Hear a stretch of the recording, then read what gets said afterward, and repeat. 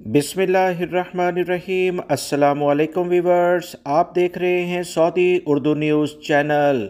Saudi अरब के security इदारों ने वजारत बल्दिया के साथ मिलकर जद्दा में गैर मुल्की अफराद की रहायशगाह पर बड़ी छापामार कार्रवाई की है, जिसमें आप देख सकते हैं कि इंतहाई गंदगी के साथ ऐसी अशिया यहाँ तैयार की जा रही थी जिसे जद्दा के मुख्तलिफ होटल्स पर सप्लाई किया जा रहा था। सऊदी बल्दिया ने वीडियो शेयर करते हुए कहा है कि इंतहाई गंदगी के माहौल में जहां बिल्लियां भी घूम रही थी, चूहे और कॉकरोच भी आम नज़र आ रहे थे। फ्रिज की हालत इतनी गंदी थी कि जिसे देखकर इंसानी सेहत ख़राब हो जाए।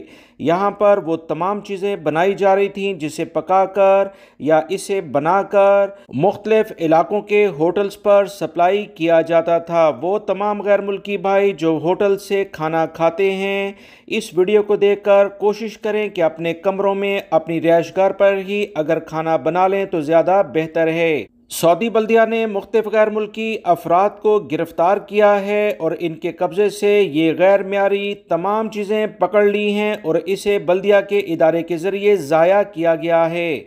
बल्दिया के इदारे ने कहा है कि वो तमाम गैर मुल्की अफराद या सऊदी शहरी अगर इन्हें इस तरह की जगहों की कोई भी मालूमात हो फ़ौरन हमसे शेयर करें, ताकि ऐसे अफराद जो आवाम की सेहत से खेलते हैं और माशरे में इस तरह की खुराक को तकसीम करते हैं जो इंसानी सेहत के लिए किसी भी तौर पर काबिल कबूल नहीं, इन्हें सख्त जुर्माने और सज़ाएँ दी जाएँ।